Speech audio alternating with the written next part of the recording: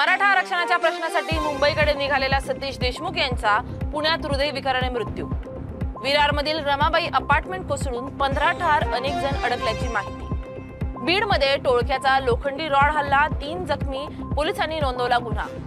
मुक्ताईनगरमध्ये विजेच्या तक्रारीवरून शिवसेना तालुका प्रमुखाने अभियंत्याला दिली धमकी। उल्हासनगर येथील साईनाथ कॉलनी येथे सार्वजनिक शौचालयात गोळीबार, 2 गंभीर जखमी, पोलिसांचा तपास सुरू। नांदेडमध्ये पावसामुळे आला पूर, शिरखोड पूल गेल्या पाण्याखाली, अनेक गावांचा संपर्क तुटला। नवी मुंबईत तरुणाने IAS अधिकाऱ्यांचे बनावट ओळखपत्र बनवून घातला लाखोंचा गंडा, पोलिसांनी केली अटक। गडचिरोली छत्तीसगड सीमेवरील नक्षलवाद्यांशी 8 तास चकमक, 4 नक्षलवाद्यांचा खात्मा।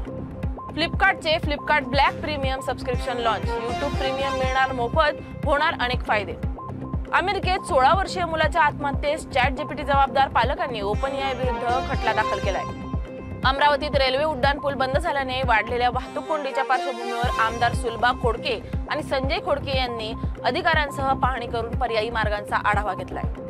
शेगाव ठाणेदार नितीन पाटील यांचा इशारा, सोशल मीडियावर अफवा पसरवणे हा कायदेशीर गुन्हा असून जातीय धार्मिक तेढ निर्माण करणाऱ्यांवर तातडीने फौजदारी कारवाई केली जाणार। बुलढाणा जिल्ह्यातील कंत्राटी सफाई कामगारांना किमान वेतन व CSR दराप्रमाणे मानधन द्यावे या मागणीसाठी कामगारांचे जिल्हाधिकारी कार्यालयावर विजयराज शिंदे यांच्या नेतृत्वात आंदोलन। मराठा आरक्षणासाठी राज्यभरातून उसळलेला जनसागर, धुळेतील हजारो मराठा बांधव उद्या सकाळी मेमो ट्रेनने मुंबईकडे प्रस्थान करणार।